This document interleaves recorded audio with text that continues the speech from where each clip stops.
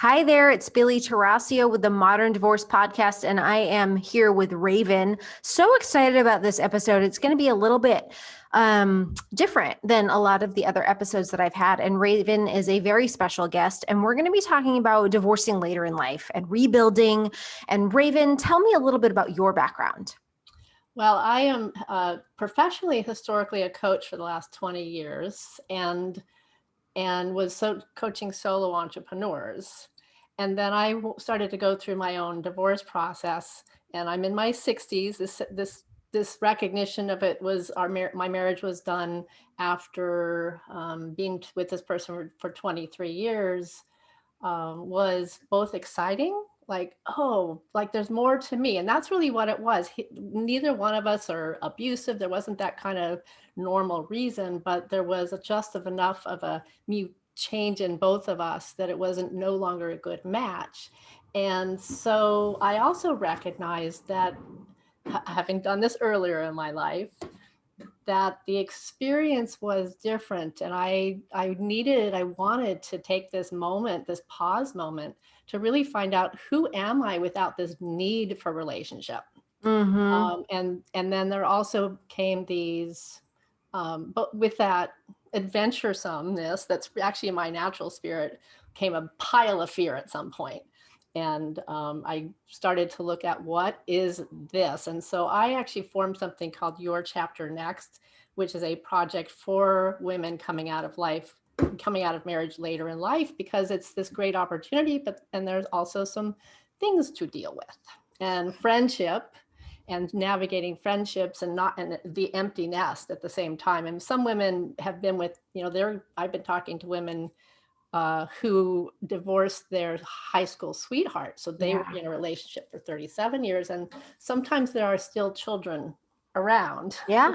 But it's just different, because you're not having to tend to somebody else. All you have is yourself.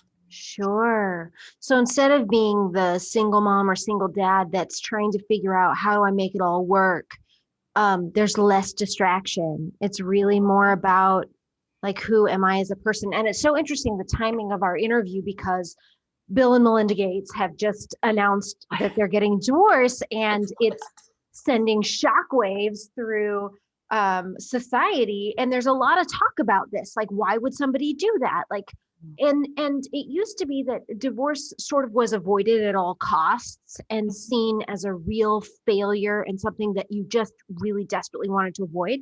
And that is shifting, that is changing. And so when you describe having some hope and some excitement, like, that's something that I think a lot of women and men share when they're facing the possibility of divorce. Mm-hmm, mm-hmm. Yeah. So, because I think, what I think we're all still influenced by the fairy tale, right? Mm. The magic, the happily ever after, even if we know it's crazy. Right. Right. And so, when I think about until death do us part, which is the vow, we always have it as physical death. But I think that, in everything in life, there's a beginning and middle and end. And some people do get to the end of physical life together, but sometimes it's the end of that chapter. And So it that's feels really crappy, interesting that you say but that, because I went through a divorce, and there's tremendous guilt and failure because you make these vows yes. and you mean them. Yes. But it also, I find myself like adamantly opposed to ever getting married again, because I now know that, like, you can't make that promise. You just can't. Mm-hmm. So you are not then opposed to this concept of getting remarried and entering in with vows, even though you know that it might not work. Yeah, I mean, it's a choice. I don't know if I will. Earlier in my life, I was like, yeah, I'm just going to find another one. you know. But I'm talking to men and women. I'm doing a little online dating, which is interesting because I don't even know. In a way, I think I'm just exploring. Well, where am I with this now? Right. But I'm talking to men and women who really, at this point later in life, don't know if they will, and what is being sought is more of companionship, perhaps, And there's not this drive. And I think hormones, by the way, is to do, hormones want us to couple up. There's this kind of this program. But I also am talking to younger women, and I know that it's not even a universal there. So I'm not opposed to it, but I guess my wish is to encourage people to take a pause moment. I took a year. I called it my reboot year. And just don't even look for that. Just get good, become your own best friend. Because I think in a couple, theoretically, you're married to your best friend. Right. And Ideally. ideally, and it is or it isn't true, and then you figure that out. But it's almost like there's a phantom limb, right? Where's that person? So you have to, it's a lot of readjustment to, well, no, what do I have to say? Even decision making. Oh my goodness. So I have a friend who just went through a breakup, and she is describing, losing her best friend and the loneliness that comes from now no longer having this person to talk to all the time. And, she cannot wait to get back into a relationship, which makes sense because you feel sort of less than whole. So how is it that you advise people to get over that loneliness or deal with it? Well, it's interesting. I do get that drive. I do understand that motivation. I think it's potentially going to land us in, land somebody in that same place. Maybe the choice of who is picked is going to be rushed. Maybe that, you don't take your time. And so for me, I think the opportunity is to get to know who you are without that. And it's not comfortable. I mean, truthfully, I think I cried every day for 2 or 3 years, starting when I was still living with my husband, but I knew it. I woke up in a frowny face. Like I have lines on my face now, but I also that I did not have when this started, because I've been like this and I'm a certain age and lines happen. But even yesterday, so there's something like now if my energy goes out in a way that to distract me or to take me off path, I recognize my home space, if that makes sense. So last couple of days, I had some things happen that I kind of got myself in some hot water that I had to backtrack out of. And when I finally decided some things, communicated some things, and just got back with myself, it was good. And that takes time. That's not an overnight thing. Right. So I guess my counsel would be, yes, it's hard. I also think in a way, marriage creates this dilemma of reliance on somebody that it's never permanent. I mean, death takes people away. There's all sorts of things. So it's an unraveling process.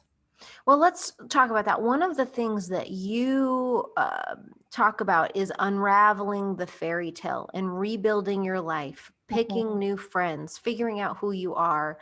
And so, for people who are just going through this process, how they can understand what you're saying, that they need to get to know themselves, but how? Right. Well, that's a really great question. So I've done a lot of journaling. I have, I think, 6 journals now. That's one way. Every morning I journal. I see what I have to say. Sometimes I'm just complaining about the day. What I love so much about that is truly becoming your own best friend. It's maybe what you would have said to somebody beforehand if you had that person standing next to you, you would just talk out loud. And instead you're talking to yourself. You were confiding in yourself by journaling. So I just really love that. Yeah. And, you can confide to yourself, or you can, I mean, if you have a connection with God, let's say, you can write in that direction. It's not that's, I write to all that is, whatever that means. But, and then one day, yeah, I'm not going to go into that. I've got some really good feedback. It's almost like you access your higher self. So sometimes I have turned it over. It's like, all right, here's my thing. Right. What do you, whatever that means, have to say? Right. And then it's like, oh, Cool. Yeah.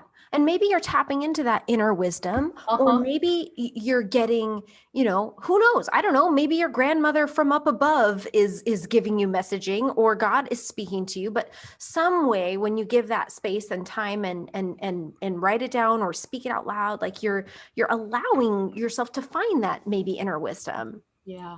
Yeah. And then, so on the, in the realm of friendships, I mean, those do change. There are a couple friends, they were perhaps friends when you had, with children, like the mothers and children and whatnot, but most of that is going to change. And so in that way, it's another opportunity. I mean, we have this really weird pandemic time, of course, right now, where we're also all in a way being thrown into our own space. Right. Like, and so it's similar to what one goes through coming out of marriage with an empty nest. We've all been kind of sequestered. Many have been sequestered to their homes, away from family and away from friends. So we have these other mediums to connect. I don't like them, but I've done pretty well with staying in touch with people um, in person at times, but there are ways to find out who you are. And I would say, just as an example, you have to be still long enough. I mean, I don't innately have hobbies. Some people are hobbyists, and that's really good. But I'm Mm-hmm. not innately a hobbyist. I'm a writer, and I talk to people. I mean, Mm-hmm. I'm human. I have human interests. Mm-hmm. But it's like, well, how can I get myself out if I don't have anybody to play with? Right. Now, I have one go-to that's always true when they're open. Where I live now in Portland, they've been on and off, open and closed, but I go to a cafe in the day. I don't necessarily talk to people, but I put myself around people. Sure. That's So, a great idea. Maybe simply being around people gives you energy. Now, one of the questions I have for you is, do you think that people should fight or really work to keep the friendships that they built while they were married? Or do you think it's better to seek out new friendships? I don't know that it's better one way or the other. I think it happens naturally. So I do still have friends from when I was married. But they were my friends anyway, and not all have lasted. I mean, when you go through a change like this, you're going to change. And I think, let's say a year ago when I was still living in Arizona, I just remember sitting in my house going, oh my God, where my world is peeling away. But then new people can come in too. Mm-hmm. So I'm never really without friends. And so to the question, it's a little bit of both. I Mm-hmm. mean, if you're in the world, when you go to a job, you make friends. If you Mm-hmm. join some kind of an online group, which is what people are doing these days, you're going to connect with people. So Mm-hmm. I don't think there's any rules. Mm-hmm. Mm-hmm. Okay. All May I right. share I an do. experience from yesterday that because there's the asking for help, because there's that reliance on the other person as well. And once in a while, I mean, I'm still friendly with my almost ex. We're actually filing this month, so I can still call the man, right? It's like, but no, he shouldn't be that person. Like, who else can I call? And like I said earlier, I got into some hot water yesterday, and I was freaking out. It's like, where are my friends? Who can I call? Okay, she said I could text her this week. So also being able to find allies when you need them is really important. When you don't have the person to count on, your friend network becomes your family in a different way. But they're not 100% committed to you at all times, right? Right. Right. So it's like, well, who could I call that could help me with this? Yeah. And then taking that step. For me, it's really hard. But Because you have to put yourself out there and ask for help. and yeah, when I'm feeling uncomfortable with myself. But Sure. that's what friends are for, as they say. I think that's a song line. Well, you're so right. And being vulnerable with people, even friends, is one of the best ways to create an intimate friendship. Mhm, mhm. Asking for help, being vulnerable. And so you're saying, like, many of us have the ability to call our exes.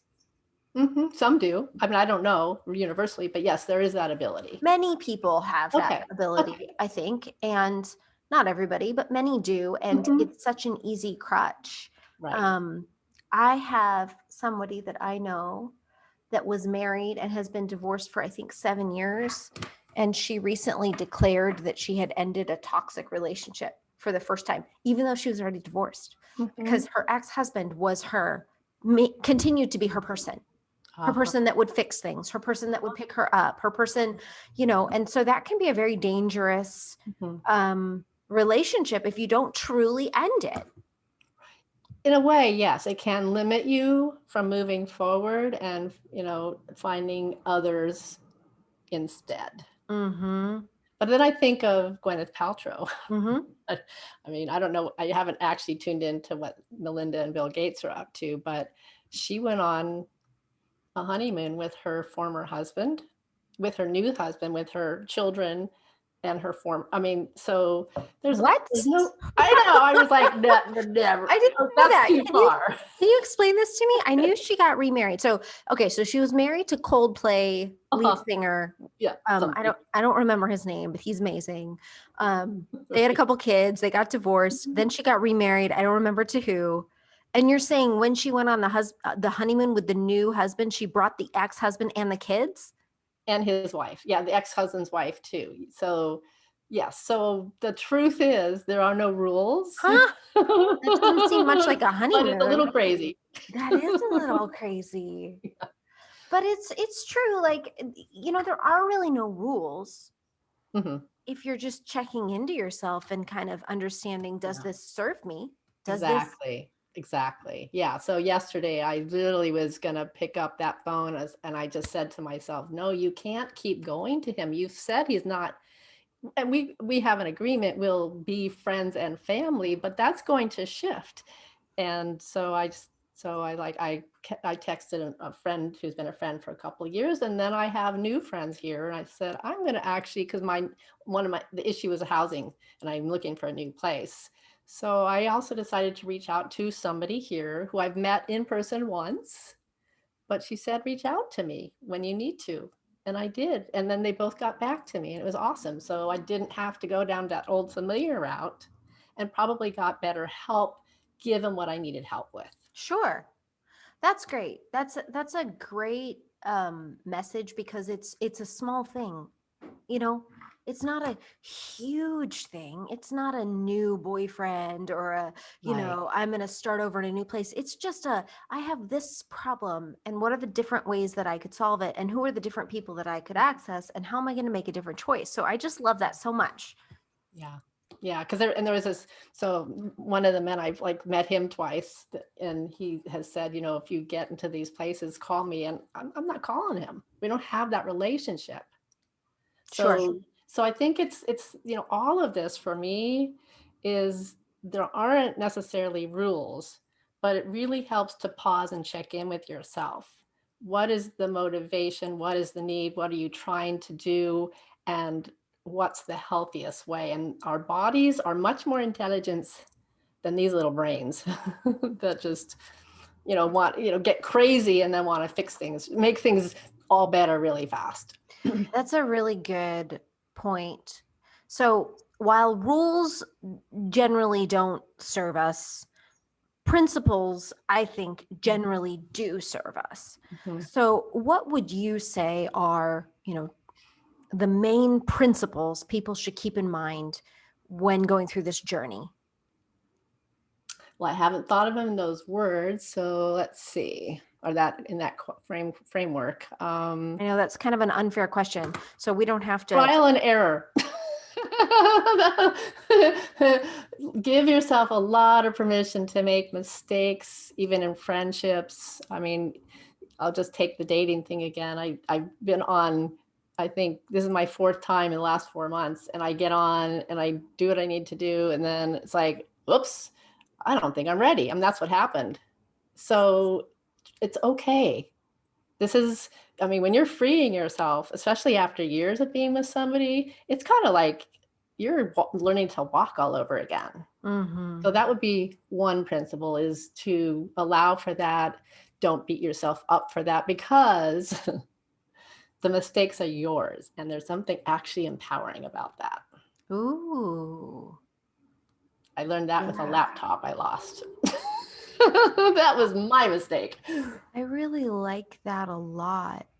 And I like the principle of forgive yourself, because I know after my divorce, like I was a little bit of a mess. Like, I wasn't used to being the one that had, he was more organized than I was. And so I didn't have all of the paperwork where it needed to be, and all of the things. And I hadn't ordered new birth certificates for my kids and new social security cards. And I needed it at some point, and they made a big mistake. And I didn't end up getting on a cruise that I had planned because I didn't have my proper paperwork, because normally, in my relationship previously, like he would have handled it, Yeah. and it Yeah. sucked. It was a big mistake, but like all you can do is realize it's not the only cruise. Mhm. And I'm going to have to be more organized and a little bit more diligent about things that I weren't before. Mhm. And that's okay. Yeah. Yeah. Good. Yes, exactly. And that's really, that point that you just made is also an important one, because when usually inside of a marriage, that people end up in roles, There's a division of duties. and that usually goes with who's willing to do it, if it's a Yeah. trash, Yeah. or who has the skills to do it. So Yep. again, that limb is gone. So So it's going to be messy. it's going to be messy, and it's okay. Yeah. Yeah. The other thing is, like, when you're first going through a divorce, regardless of whether or not you're happy about it or sad about it, like your brain is sort of fuzzy. And I remember like doing a lot of like losing my keys and just feeling really absent-minded. And I had companies to run and kids to take care of, but like, what can you do except for acknowledge it and kind of be gentle with yourself? Yeah. Yeah. Yeah. And did it take, I imagine it took some time to get to that place for yourself. Took some time, took some time to get my brain back. Yeah. Yeah. I mean, I remember more clearly in earlier divorce, my earlier divorce, like almost feeling like I was being punished. Like things were happening, but I don't know, maybe it was more about what you were saying. But it's not required. That is very interesting. So things were not going smoothly, that's what things did not go smoothly because the division of duties was gone. And now and my brain wasn't functioning, because that's what happens when you go through a massive, massive, massive change or trauma. And so everything's sort of falling apart, kind of messy, like laundry, messy. And so I can understand how somebody could interpret that as I'm being punished, or maybe this is the wrong idea for me. Maybe I should go back to this person. And so what would you counsel people to do or to think about during that time? Well, on that particular piece, and I do have another principle, but I'll get back to that, is because I've had that, I think maybe 5 weeks ago, like, I just want to go back home. Like I had a really strong feeling, just let me go back home. It's whatever out here. And there's some sentimentalism, and I may be sad about this the rest of my life, or maybe I won't, but I just have to keep going back to, why are we not together anymore? What was it? And for us, it was really just two things where we have an incompatibility that is not reconcilable. Right. And so, no, that's not the home anymore. Right. This is the home. Yeah. And even, speaking of homes, I've certainly experienced joy of what I have in my home now. For the most part, I brought in. Sure. This home reflects me. And so that's another thing, is to make your home your home. I mean, my stuff is weird. I'm not modern. I'm not fancy. I just bring in what I like. And then I look, and, you can see behind me. I mean, I love that corner right there. So cute. With the light and the salt lamp and Yeah. Yeah. So so I think, but the bottom, getting back to, or restating it, is look and see, what was it? And is it still valid? Because if it is, you don't want to mess with going back. It's nasty stuff. I mean, I know of couples that maybe there's still an attraction. Sure. Yeah. And then they get together, Right. but it's not the answer. Yeah. That's a good point. Um, it's a really good point. And I think it's also hard for people to know, when is my relationship one where we should get back together? There's more good than bad, and we just need to work some things out. Mhm. And when is it truly not good for me? And that I don't know how to answer that. Yeah. Well, yeah. So I don't either. It's I guess, yeah, so far, anytime there's been a split with somebody, it's really supposed to be that way for Mhm. me. I mean, Mhm. I've heard of couples getting back together. I've seen it, but they've also seen couples marry each other 4 times. Yeah, it happens. Yeah. It So happens way more than you would think. Mhm. I think I read somewhere that, like, I could be getting this wrong, but I think it's something like 6 or 9% of people who get divorced remarry. It's Wow. high. It's a lot Wow. of people. And then those people sometimes go on to get divorced again. Yeah. Oh. Yeah. Just give it a try without the marriage. I mean, there's a lot of emphasis placed on what marriage means. Commitment. Right. That's what it means. I commit to you, you commit to me. It's us. Right. But you can do that without that formal agreement as I mean, well. I agree with you. I tend to feel a little cynical at this point, and maybe it's because I've gone through divorce and I'm a divorce attorney, Yeah. and part of me is just like, why? But Yeah. there's a lot of reasons why. There are. There really are. Mhm. And it's, I suppose, just important to weigh those and check in with your body. Like, when everything's falling apart, when you feel like your life's a disaster, check in and wonder, do I want to go home because I'm uncomfortable, or do I want to go home because that's where I'm supposed to be? What does my long term look like?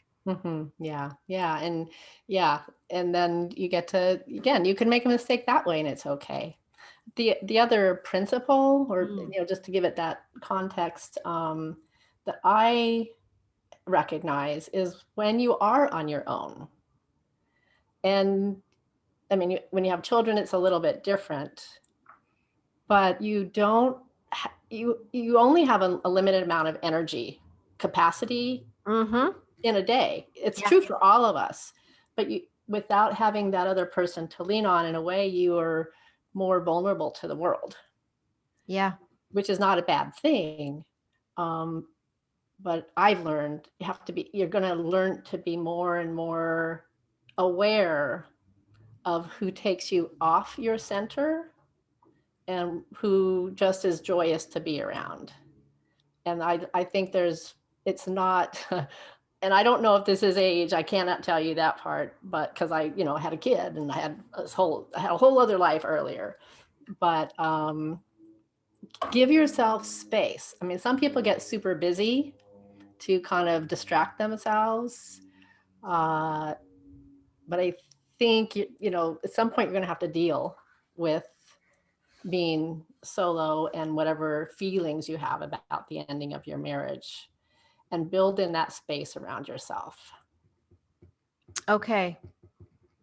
I am That makes just sense? writing down what I think the principles are, and then you can tell me what you Oh, think. okay. Um, all right. This is what I've taken away from what you've said. Number one, forgive yourself and go easy on yourself. Make mistakes, use trial and error. Mm-hmm. Number two, design your space, which I think is such a great practical way to manifest, like, becoming and choosing and acknowledging who you are. So I just love that one. Mm-hmm. Three, check in with your body. Sometimes your body will tell you things that your mind doesn't. And I don't know, we can come back to that one because I don't know that we really truly explored that, but I really like it. Number four, journal or talk to yourself and somehow become your own best friend. Mm-hmm. And then 5, I think, is kind of related. Give yourself time and space. Don't fill up your Yes. daily capacity with things to distract yourself. Yeah, because you're gonna, yes, time and space, and then also the vulnerability part. Like it's about boundaries essentially. Be aware of. I want to give you a really crazy example, but yeah, okay, I'm gonna do this. You should. Yes, we're real here on the Modern Divorce Podcast. Be Nobody's real. gonna hear it. I have a difficult relationship with my parents, and they quite like my former spouse. And when we were still together, and even I think once after we were going to tell them, but we decided not to that trip, I very much made a decision to, when I visited them, I was like, I'll just bring him along. And he was like my buffer. Sure. I mean, it literally was my shield because he could engage with them. Yeah. And then I could just sit back and they thought they were happy. I was there, but I didn't have to actually be front and center. So now that it's just me, I'm careful about when I make contact. I have to be in good shape. So now that's just my family situation, but I'll take that and transpose it to all interactions. I don't think you can't afford to be taken off your center if it's just you, because who's going to take care of the dishes? Who's going to cook for you? Okay, you can get takeout, but you know what I'm saying. Careful and more protective of your emotions and your mental health. Yes. That's good. Yeah. And, I'll just share this, and this is again, my family, but I remember some man in some networking group that had nothing to do with this, that I don't call my mother unless I'm at an 8. So if there are people that you do need to interact with, don't do it when you're a 3. Just wait. It'll be there, and things will shift, and that's okay. Yeah. Let's go back to check in with your body. How can people do that? Well, people are familiar with gut decision. What does your gut say? I mean, I'm thinking about yesterday. Where's the relaxation? Like if you're stressed, then something's off. Now it could be you're nervous, like I was a little bit for this, but that's not the deal. But if there's any kind of stress and you're feeling heightened anxiety, then there's probably check back in with your body. Yeah. I'm trained in a whole technology that helps people know where that authority is. It's called human design. For me, it's it's an intuitive response to what's healthy for me now. But my mind can take me out of that. My mind can lead me down some garden paths that are not right. So then I have to come back and just see how is it here? For a lot of people, how does it feel? Does it feel right? Does it feel good? Does it feel not so good? And if it's not so good, or you're in the question mark, wait. It's a no until it's a yes. So I'm trying to get out of my, go ahead, sorry.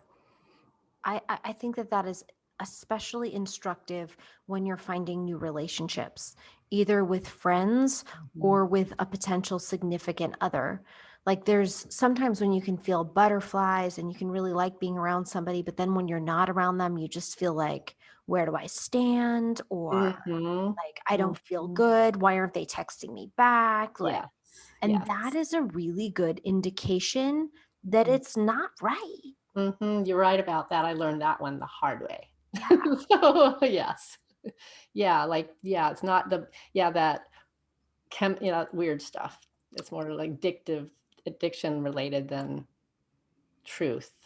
Right. Like, so when in doubt, like you really want to err on the side of calm, comfort, like peace versus excitement and chemistry and like electricity. Like that is not probably as healthy if you're listening to your body. Yeah. And take time. I mean, I know when I become friends with even just new female friends, I always have to go through this weird process of, oh, I like this person. And then the weird little doubts as if I'm dating them. Right? I think this Right. applies not just to romantic relationships, but also Uh-huh. friend relationships. Like, how do I feel around this person? Am I Uh-huh. like, do I really want them to like me? Am I trying to impress them? Or Mhm. do we truly just connect? Yeah, exactly. Yeah. And then be willing to let go. Yeah. And I've gone through that so many times, and there's those moments it's like, oh, there's nobody, but people show up. Mm-hmm. Okay, Raven, this has Yeah. been fantastic. We're almost out of time. Any last words of wisdom for people going through divorce on how they can move on or tips to keep them sane? Hmm. I don't have anything, nothing's coming to mind. I'll probably think of it, 5 minutes after we're done. But I just wanted to say I've written an ebook about getting the help you need, who can you rely on now, and getting and how to think about the help you need both in the task world and the emotional world. And it's just about finished. It'll probably be finished by the time this goes out. And so if it's a giveaway, Nice. it's very related to this. Like, how do you navigate your needs Yeah. when it's you and Okay. whomever your friend circle is? So they can go to yourchapternext.com and just subscribe to my newsletter, and Fantastic. they'll get a copy of it. And how Because do people work with you as a coach? well, I have two programs. They're very different. One is this kind of recuperative program called Solo Soaring, and it's a 3-step process. Release, really look at what conditioned you, release the attachments to that to the best of your ability. And then this next is reclaim, who are you? Let's see who you are. And then the third step is revive. I'm calling it revive, which is like you're ready for takeoff, and you're feeling like that young person inside of you and your spirit returning and supporting that. And so that's that program. And then I have another one called Make Friends with Money, because not all women, but many women haven't been part of the financial decision making. I know this, I was, so it's foreign to me, but it's just helping women at this point. Men, if the men want it to, they can ask, but creating it's a budget. But when you know what's happening with your money and you can manage that, you can make all sorts of decisions for yourself, everything from your values to what do you need and all that stuff. So those are 2 ways to work with me. That's fantastic. Absolutely fantastic. And I agree. We could do an entire other podcast about money and the relationship between money post divorce and why women are in worse shape than men and how to Yes. fix that, but we will save that for another day. Cool. Raven, thank you so much and I can't wait to talk to you again soon. Yeah. Thank you very much, Billy. I enjoyed this. Me too. All Bye. right. Bye-bye.